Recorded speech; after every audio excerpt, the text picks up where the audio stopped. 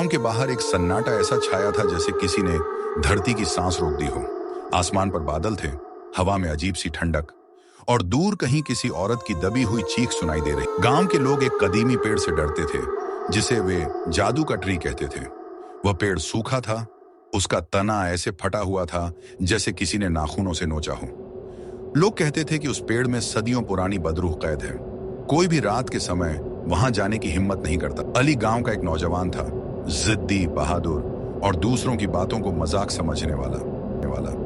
एक रात उसके दोस्तों ने उसे छेड़ा। अली, अगर तू इतना ही दिलेर है तो आज रात जादू के ट्री तक जाकर दिखा। अली हंसकर बोला, एक सूखा पेड़ मुझे क्या नुकसान पहुंचाएगा। दोस्तों ने कहा, बस एक टहनी छूकर आ जाना, वरना बात मत करना। अली ने बिना सोचे मान लिया। आधी रात को वह टॉर्च लेकर अकेला निकल पड़ा। जैसे जैसे वह पेड़ के करीब जाता गया, हवा में एक अजीब सा दबाव बढ़ने लगा, जैसे किसी ने हवा को पकड़कर रोक दिया हो। रास्ते में पेड़ों की टहनियां खुद ब खुद हिलने लगीं। दूर से किसी के रोने की आवाज आई और फिर एक धीमी सी फुसफुसाहट, वापस चले जाओ। अली ने ध्यान नहीं दिया और आगे बढ़ता गया। पेड़ बेहद डरावना लग रहा था। उसकी टहनियां मुड़कर इंसानी हड्डियों जैसी दिखाई दे रही थीं। तने पर कई जगह लाल निशान थे, जैसे ताजा खून टपका हो। अली ने धीरे से हाथ बढ़ाया और जैसे ही उसने टहनी को छुआ, पेड़ हिलने लगा। हवा एकदम रुक गई। सन्नाटा इतना गहरा कि अली को अपना दिल धड़कता महसूस हुआ। फिर पेड़ की छाल पर दो आंखें उभर आईं, जलती हुई लाल आंखें, और एक भारी गहरी आवाज आई, मुझे आजाद करो। अली का शरीर सुन्न पड़ गया। अचानक पेड़ की जड़ों से काला धुआं उठा। वह धुआं इंसानी शक्ल में ढल गया।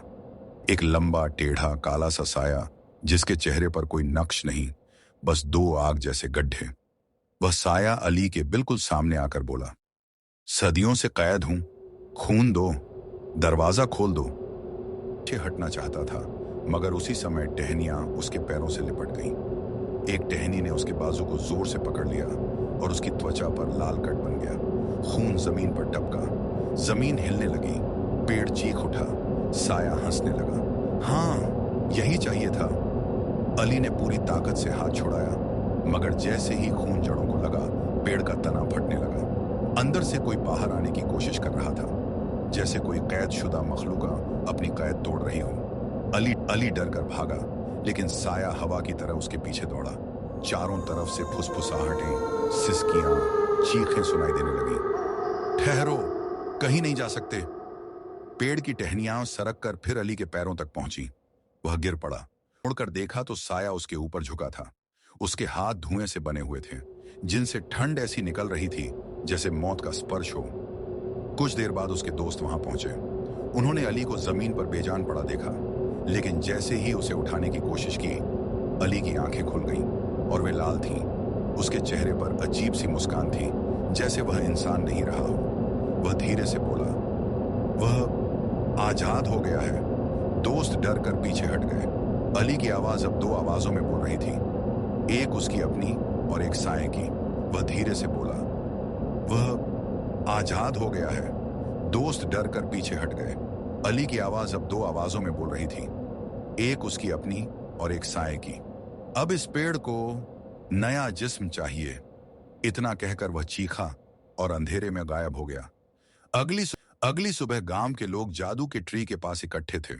पेड़ पहले से ज्यादा भयावह लग रहा था।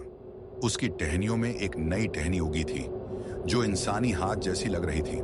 तने पर नए निशान थे, जैसे किसी ने अंदर से लड़ते हुए नोचा हो। और पेड़ से एक बहुत धीमी आवाज आ रही थी, एक और, एक और। उस दिन के बाद अली कभी वापस नहीं आया। लोग कहते हैं, हर रात उस पेड़ की टहनियां एक नया चेहरा बनाती हैं। पहला चेहरा अली का था, आंखें खुली हुई, लेकिन हमेशा के लिए खामोश।